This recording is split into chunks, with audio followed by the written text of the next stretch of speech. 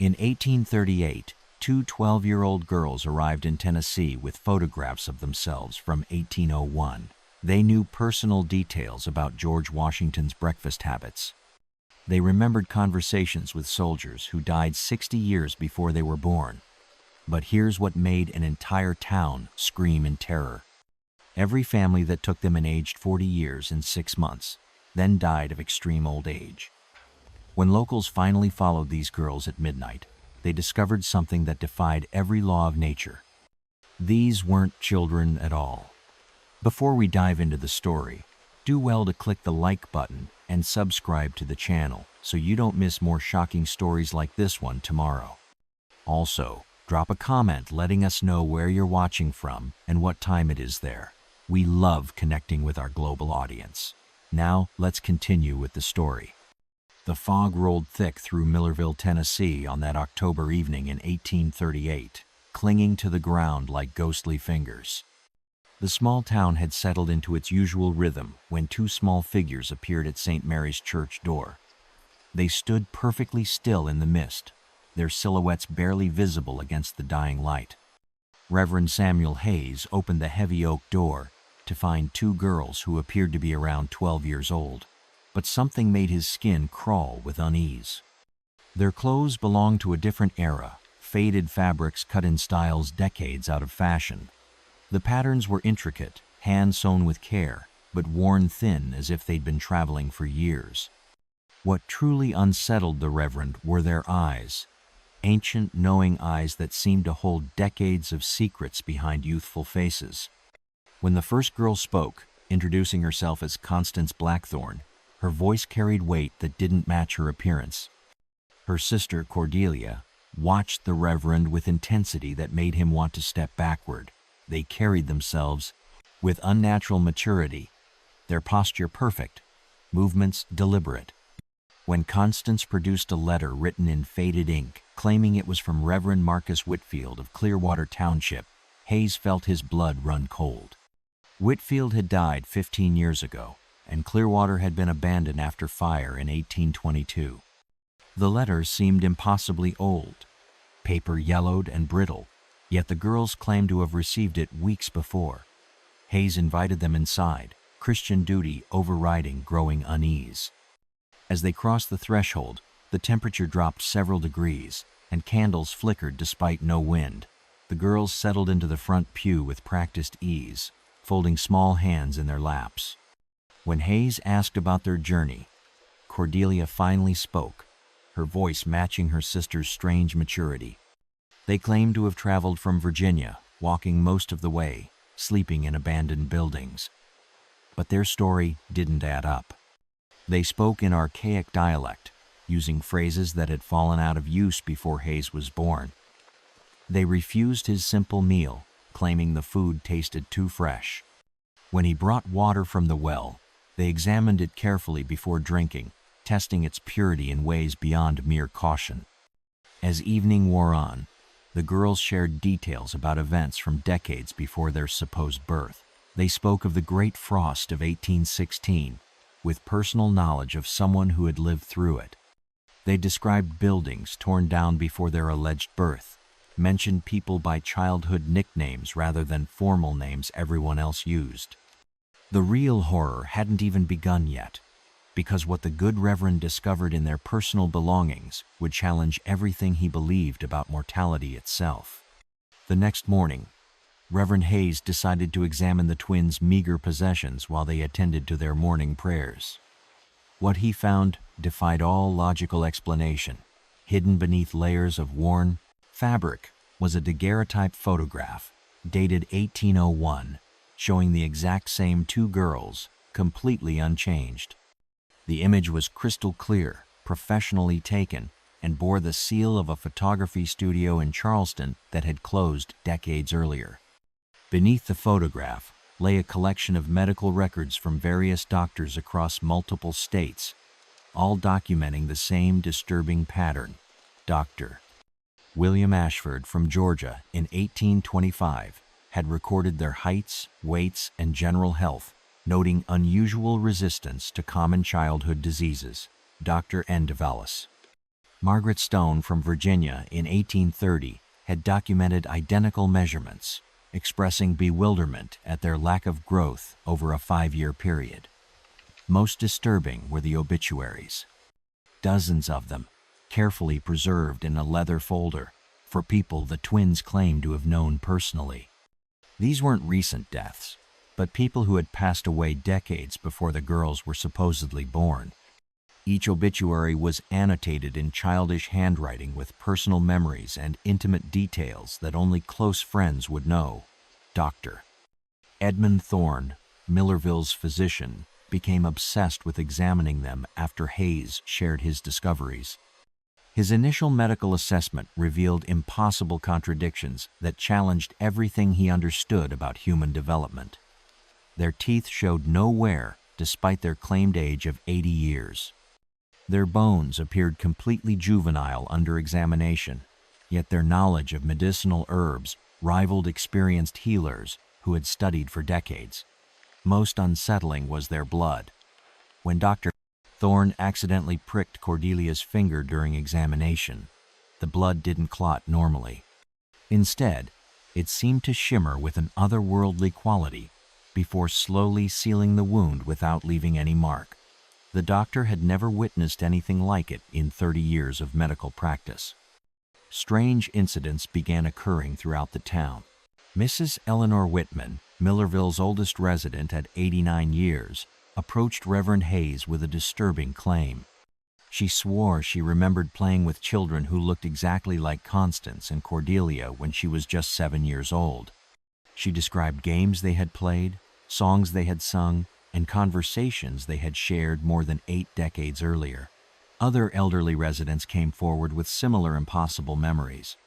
Thomas Crawford claimed he remembered the twins visiting his family's farm in 1805, looking exactly as they did now. Sarah Mitchell swore she had seen them at her sister's wedding in 1815, dressed in the same outdated clothing, carrying the same mysterious leather satchel. The evidence was mounting, creating an atmosphere of unease that settled over Millerville like morning fog. People began avoiding the church where the twins spent most of their time, crossing streets to avoid walking past them, whispering prayers when they thought the girls might be listening. Dr. Thorne documented everything meticulously, his scientific mind struggling to process what his eyes were telling him. The twins never seemed to tire, rarely ate more than a few bites of food, and maintained perfect health despite showing no signs of normal human biological functions. Their body temperature ran consistently lower than normal, and they healed from minor injuries at impossible speeds. The townspeople were beginning to understand that something far beyond their comprehension had arrived in Millerville, something that challenged the very foundations of life and death. The evidence was mounting, but nothing could have prepared the town for what happened when they tried to verify the girls' most outrageous claim that they had lived through the Revolutionary War. Captain James Morrison, a 78-year-old veteran who had served under General Washington himself, decided to test the twins' knowledge personally. What started as skeptical questioning quickly turned into something far more disturbing. The girls didn't just know about the Revolutionary War. They knew details that had never been recorded in any history book, details that only someone who had lived through those bloody years could possibly remember. Constance described the exact smell of gunpowder mixed with autumn leaves at the Battle of Yorktown. She knew that General Washington preferred his tea with honey rather than sugar, and that he had a habit of tapping his fingers when deep in thought. Cordelia spoke about the sound Continental soldiers made when they died, the way their breath formed clouds in the cold Virginia air, and the prayers they whispered in languages their officers couldn't understand.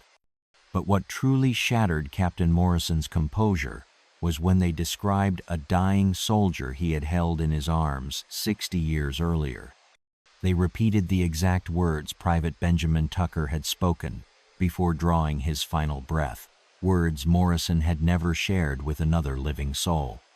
The girls described the young man's appearance, his hometown in Massachusetts, even the letter he had asked Morrison to write to his sweetheart back home. These weren't details learned from books or stories passed down through generations. This was personal, intimate knowledge that could only come from being there, from witnessing history unfold firsthand.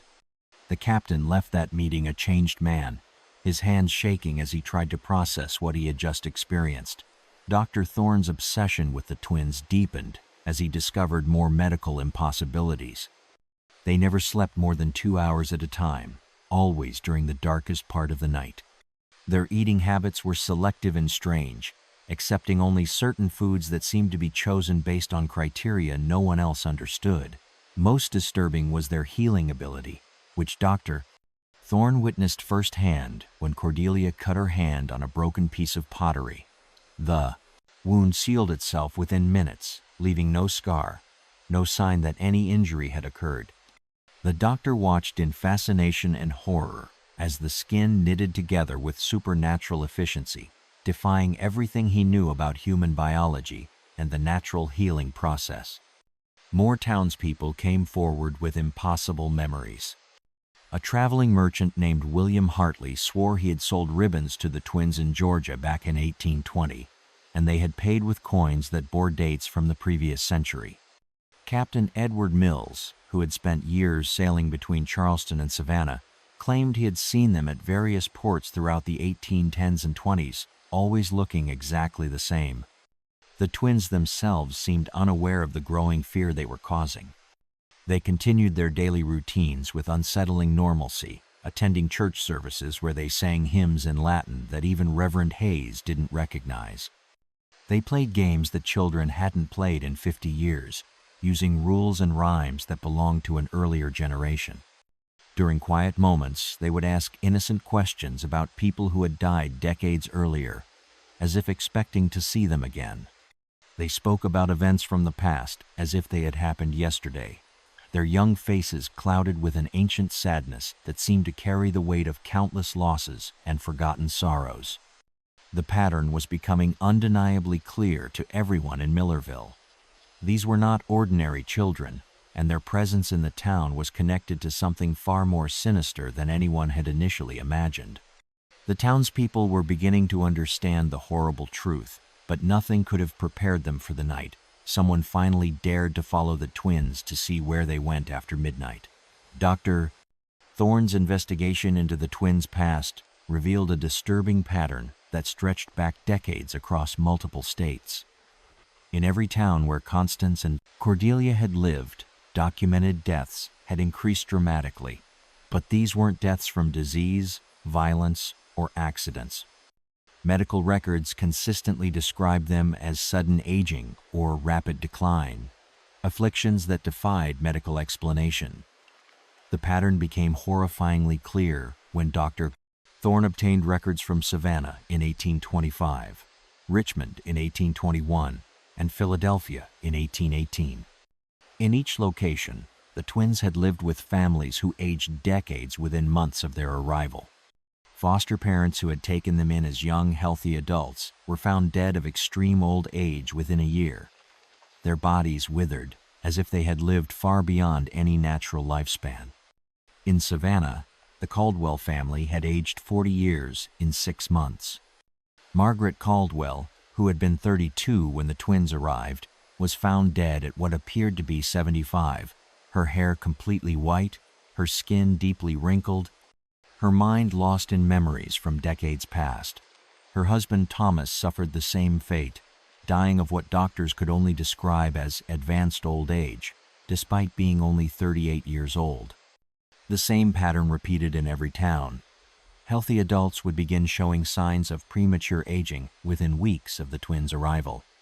Their hair would turn white overnight, deep wrinkles would appear on previously smooth faces, and they would start forgetting recent events while remembering their childhoods with startling clarity. Mrs. Rebecca Ashford, Millerville's 34-year-old baker, who had been kindly providing the girls with daily bread, began showing these exact symptoms after just 3 weeks. Her husband noticed she had started using phrases and expressions that had gone out of fashion decades before she was born.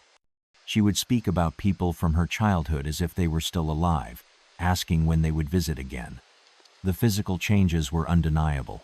Mrs. Ashford's once golden hair turned completely silver within days. Her smooth skin developed deep lines around her eyes and mouth. Her hands, which had been steady and strong from years of kneading dough, became gnarled and shaky like those of someone twice her age. Dr. Thorne documented every symptom meticulously, comparing them to similar cases from other towns. The medical evidence painted a picture that challenged everything he understood about human aging and mortality. These people weren't just growing old naturally. They were having decades of life force drained from them at an accelerated rate. The twins themselves seemed oblivious to the pattern of destruction following in their wake. They continued their daily routines with disturbing normalcy, attending church services and playing in the town square as if nothing unusual was happening. They showed no awareness that their presence was literally killing the people around them. When Mrs.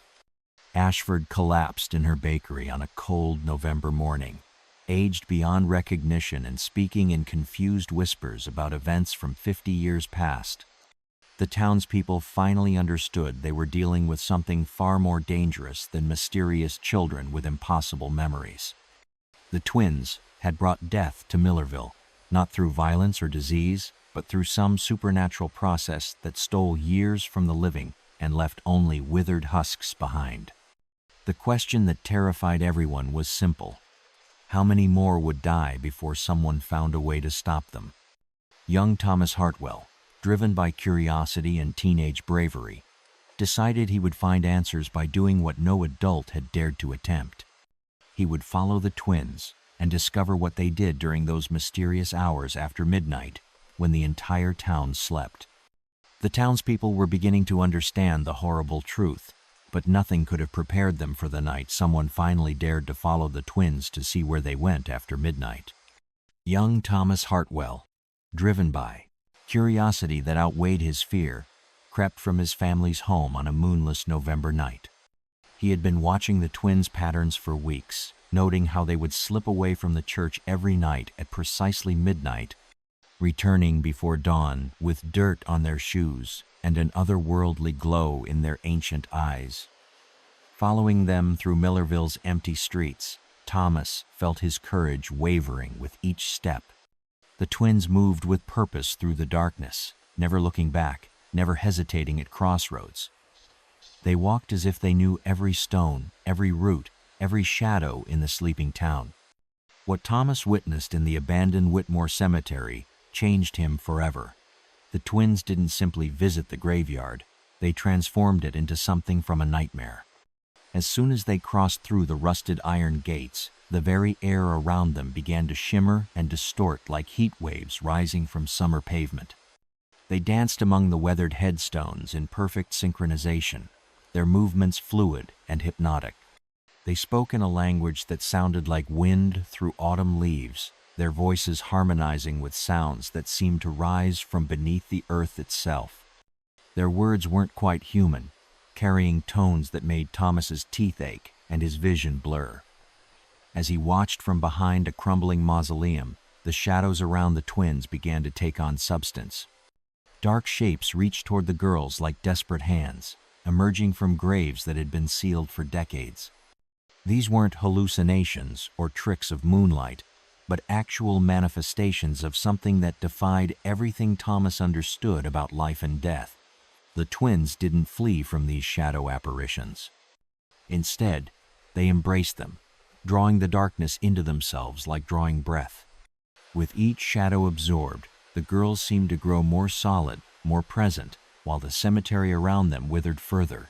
Grass died beneath their feet, leaving perfect circles of barren earth. Ancient oak trees shed their leaves in moments, branches becoming skeletal against the night sky. Most horrifying of all, Thomas began recognizing some of the shadows. Mrs. Patterson, who had died suddenly the previous week, her form growing fainter as the twins drew her essence away. Old Ben Crawford, who had aged 20 years and a month before his heart gave out, his shadow reaching desperately toward the living world he had been forced to leave behind. The recently deceased from Millerville were all there, their spirits trapped in some nightmarish limbo where the twins could harvest whatever remained of their life force. These weren't souls at rest, but energy sources being systematically drained by creatures who wore the faces of innocent children. When the ritual ended, the twins turned directly toward Thomas's hiding spot and smiled. Not the innocent smile of children, but something ancient and knowing that made his blood turn to ice water in his veins. They had been aware of his presence all along, had allowed him to witness their true nature for reasons he couldn't begin to understand. Constance spoke in a voice that carried the weight of centuries, each word falling like a stone into the silence of the graveyard. Time is such a cruel master, Thomas. We simply redistribute its burden. Her sister Cordelia nodded in agreement, adding, "Some people live too long, others die too soon. We maintain the balance." Thomas ran home that night forever changed, his mind struggling to process what he had witnessed.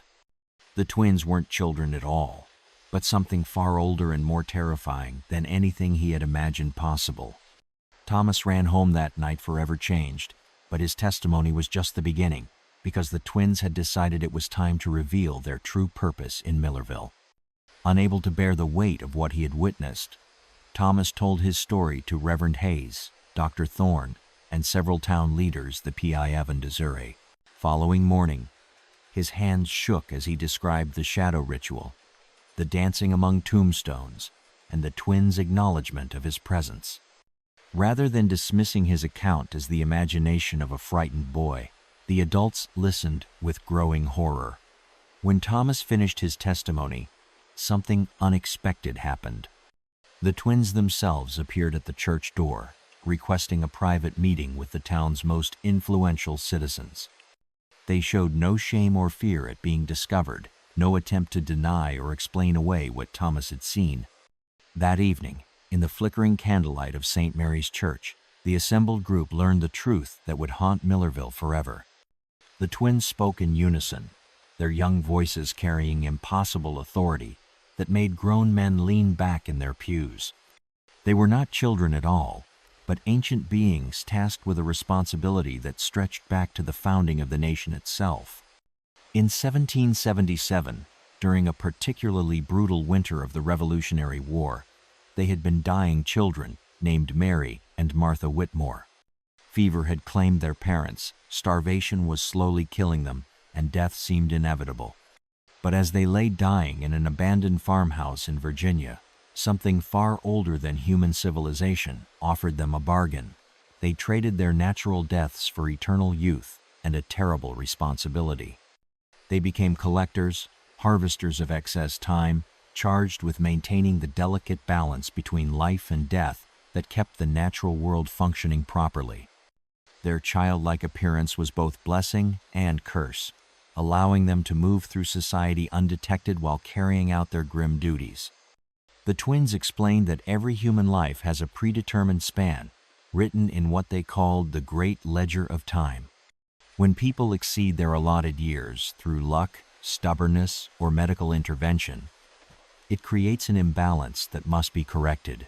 They served as cosmic accountants, gathering these borrowed years and redistributing them to maintain equilibrium. Dr. C-Day, end quote. Thorne, his scientific mind struggling to process this revelation, asked why they were revealing the truth now. The twins exchanged a look that spoke of centuries of shared burden before Cordelia answered. Because Millerville has a debt that cannot be paid in the usual way.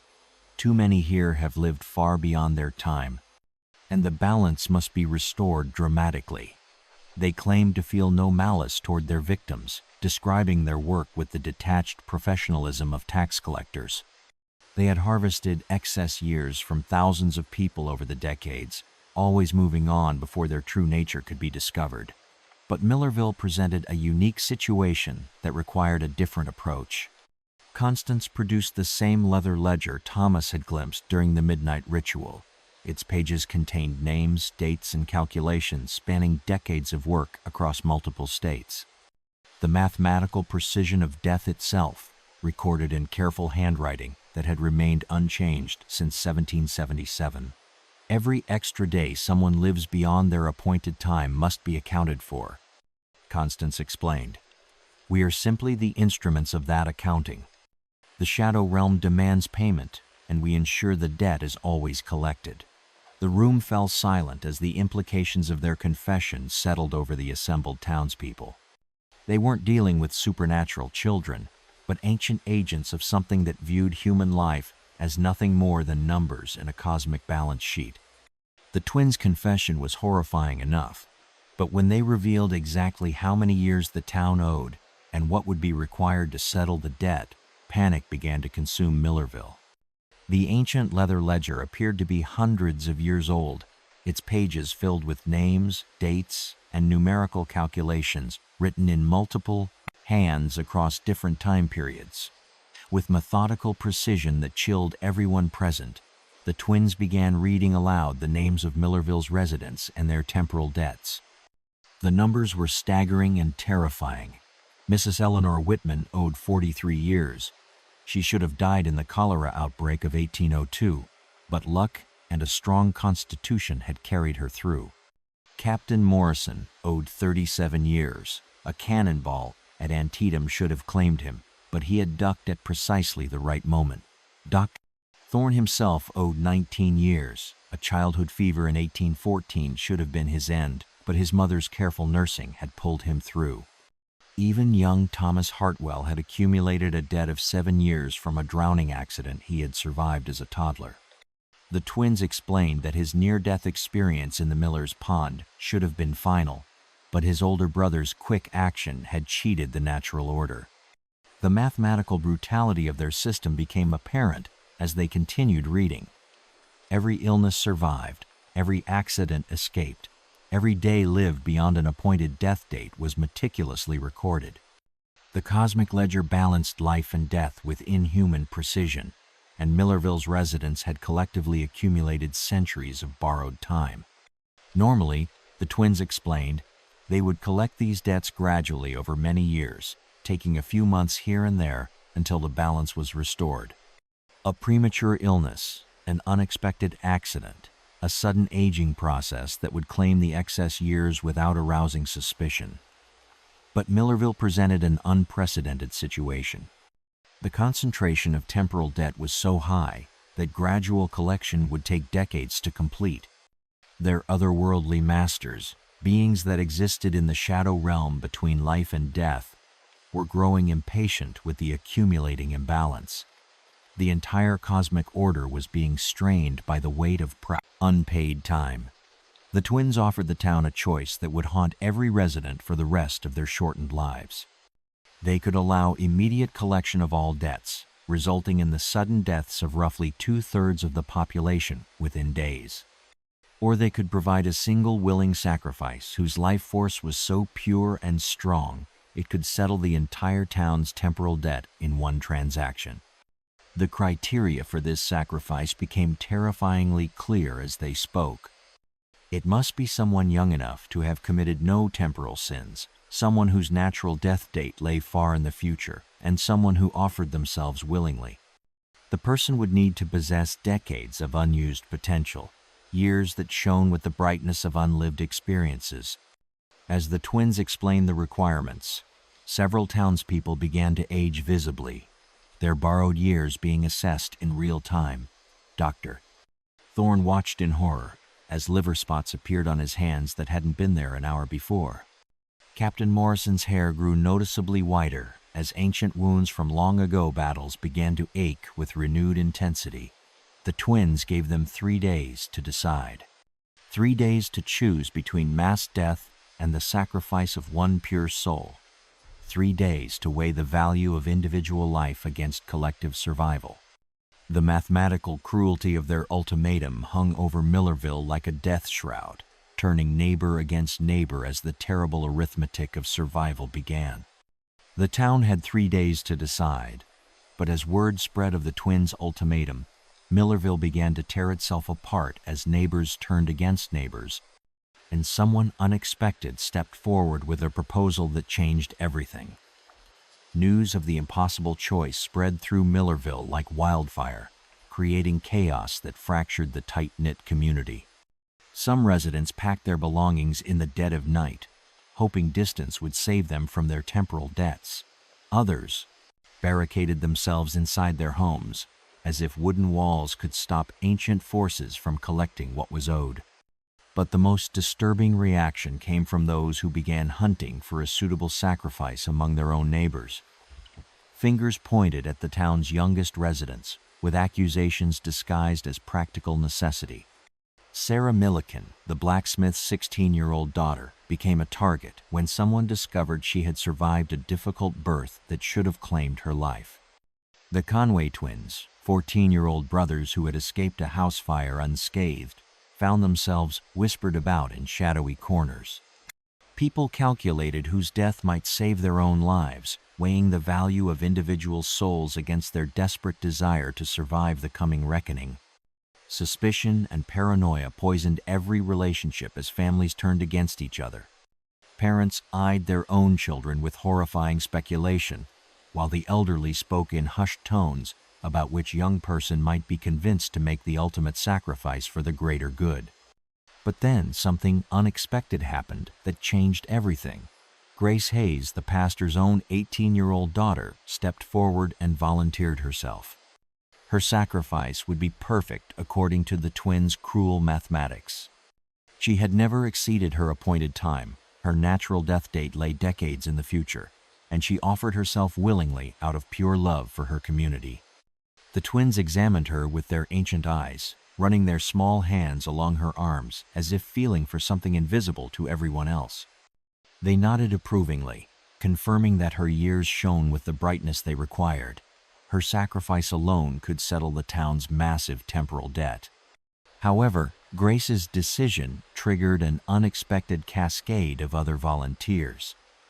Thomas Hartwell, racked with guilt over witnessing the midnight ritual and feeling responsible for exposing the truth, insisted he should be the sacrifice instead. His 7 years of borrowed time combined with his willing spirit might be enough. Mary Catherine Thorne, the doctor's youngest daughter at 17, argued that her years would be more valuable since she had survived scarlet fever as a child. Even elderly Mrs. Whitman offered herself, claiming her long life had prepared her for this final service to the community that had been her home for nearly 9 decades.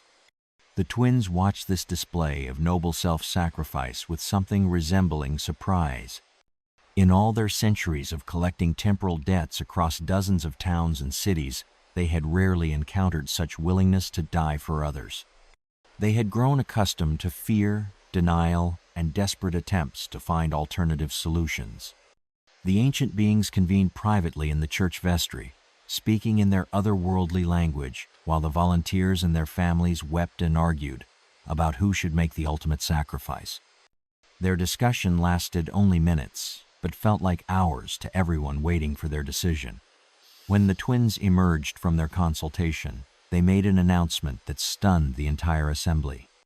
They would accept all willing volunteers, but only one would actually die. The others would serve a different purpose that would forever change the balance between life and death in ways none of them could imagine. The offer seemed like salvation, but as the volunteers learned what becoming a collector truly meant, some began to understand that there are fates far worse than death. The ritual took place on the third night, in the same cemetery where Thomas had witnessed the twins' midnight communion. All 5 volunteers stood in a circle around an ancient stone that seemed to absorb moonlight rather than reflect it. Grace Hayes, Thomas Hartwell, Mary Catherine Thorne, Sarah Milliken, and, surprisingly, old Mrs. Whitman had all maintained their resolve despite knowing the terrible price. The twins began the ceremony by explaining what the transformation would truly entail for those chosen to become collectors. They would become ageless beings like themselves, trading their humanity for eternal youth and an unending burden that would stretch across centuries. They would watch everyone they loved grow old and die while remaining unchanged, trapped in bodies that refused to age. Most horrifying of all, they would be forced to collect temporal debts from strangers and loved ones alike. They would become harbingers of death wherever they went, harvesting excess years from people who had committed no crime other than surviving when they should have died. The work would make them outcast from humanity, feared and avoided by everyone they encountered. Only Grace Hayes maintained her resolve after hearing the complete truth. The others, finally understanding the horrific reality of eternal servitude, withdrew their offers one by one. Thomas realized he couldn't spend eternity stealing years from children like himself.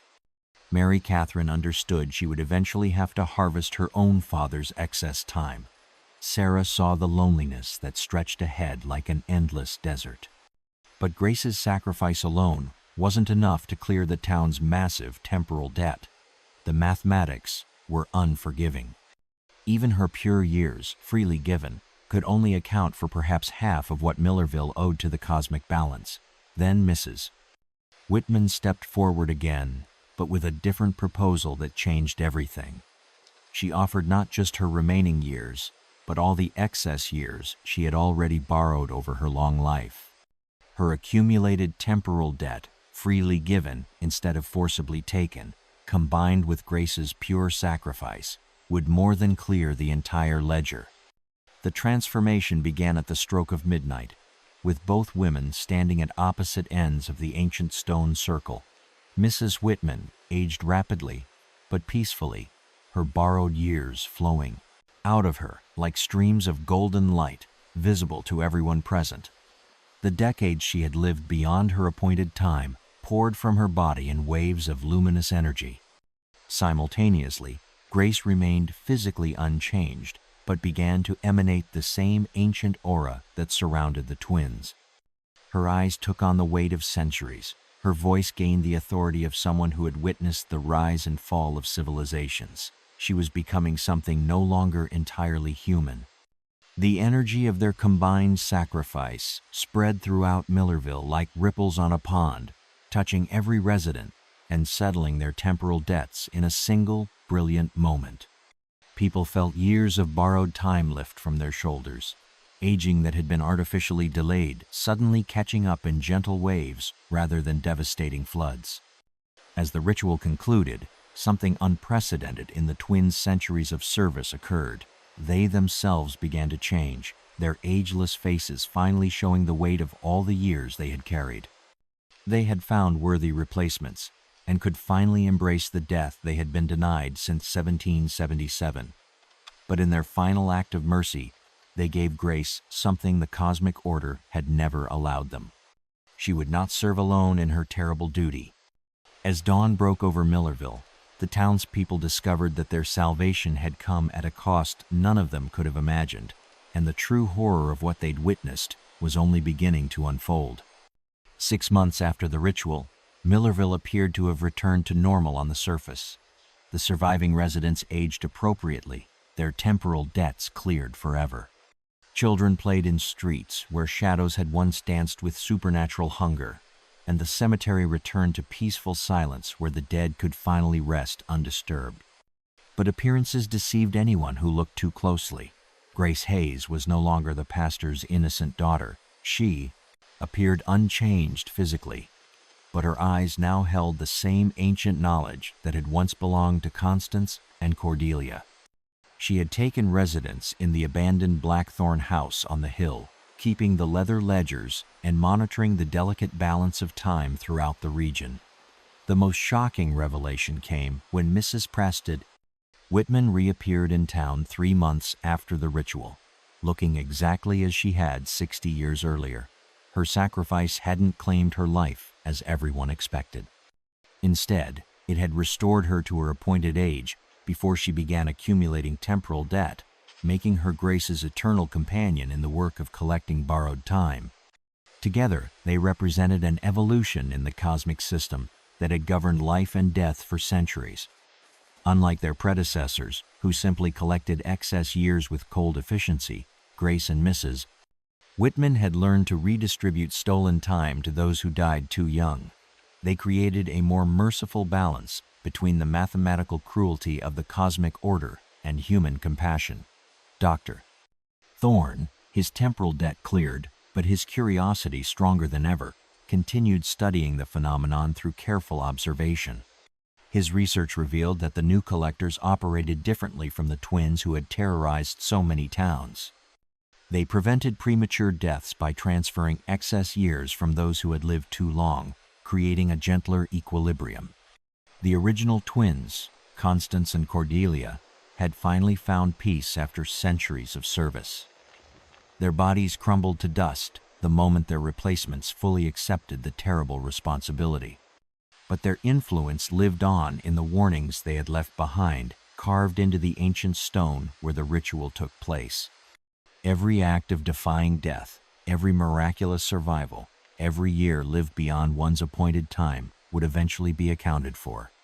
The cosmic ledger always balanced, and someone, somewhere, would always be keeping track of humanity's temporal debts. As our story closes, Grace walks the moonlit streets of Millerville, her youthful appearance hiding centuries of responsibility ahead. She carries the same leather ledger, but her entries tell a different story than her predecessors. Instead of simply recording debts to be collected, she documents opportunities for Grace to balance justice. The townspeople learn to live with their new guardians, understanding that death delayed is not death denied.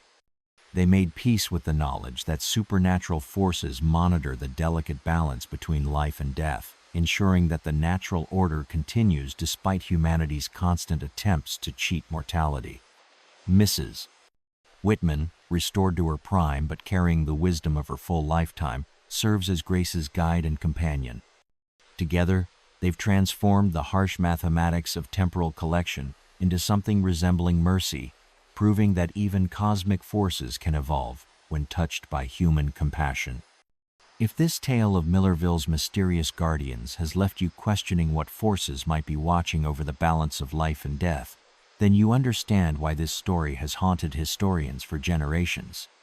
Don't let this mystery fade into darkness. Click the like button and subscribe to our channel, because tomorrow we're venturing into another corner of America's dark past. We'll explore the Virginia town where every clock stopped at the same moment, and time itself seemed to break under the weight of an unspeakable tragedy. Trust me, you won't want to face that mystery alone.